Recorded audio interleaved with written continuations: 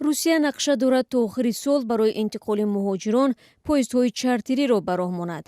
вазорати сохтмони русия мехоҳад раванди роҳандозии ҳаракати ин гуна қатораҳоро нахуст бо узбекистон баррасӣ кунад. дар ин бора муовини вазири сохтмони русия ба хабаргузории русии тасс иттилоъ додааст.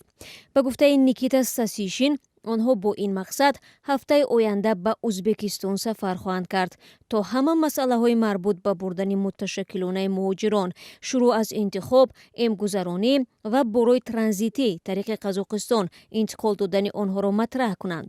сафар тариқи поезд ба Русияро муҳоҷирони тоҷик низ зиёд мунтазиранд. қаторҳо ё поездҳои Тоҷикистон аз моҳи марти соли 2020 ба ин тараф ба хориҷа мусофир намекашонанд. дар гузашта дар баробари ҳавопаймо ин нақлиёти алтернативӣ барои муҳоҷирон ба шумор мерафт ки бо қимати арзонтар худро ба Русия мерасонданд.